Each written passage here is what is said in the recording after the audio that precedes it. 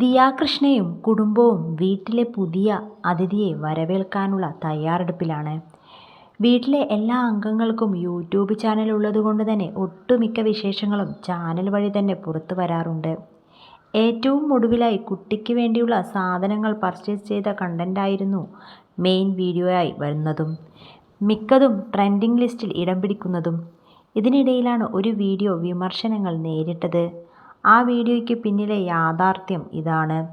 ഹോസ്പിറ്റലിലേക്ക് പോകാൻ വേണ്ടി തയ്യാറെടുക്കുന്ന ദിയാകൃഷ്ണ കുഞ്ഞിനായി വാങ്ങിയ ഓരോ സാധനങ്ങളായി ക്യാമറയ്ക്ക് മുന്നിൽ കാണിക്കുകയാണ്. അശ്വിനെ കൊണ്ട് സാധനങ്ങൾ എന്താണ് എന്ന് ഗസ് ചെയ്യിപ്പിക്കുന്നതാണ് ദിയയുടെ കണ്ടന്റ്. മിക്കപ്പോഴും വെറൈറ്റി കണ്ടന്റുകൾ പങ്കിടുന്ന ദിയ ഇത്തവണയും വെറൈറ്റി വീഡിയോ ആണ് പ്ലാൻ ചെയ്തത്.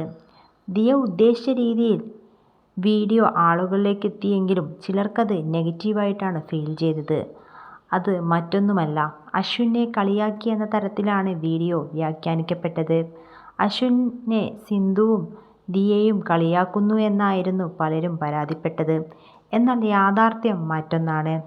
ബേബി പ്രൊഡക്ട്സിനെക്കുറിച്ച് ഒരറിവുമില്ലാത്ത ആളാണ് അശ്വിൻ. അതുകൊണ്ട് തന്നെ അതിലെ ഫണ്ണി മൊമെന്റ്സ് കാഴ്ചക്കാരിലേക്ക് എത്തിക്കുക എന്നാണ് ദിയ ഉദ്ദേശിച്ചത്.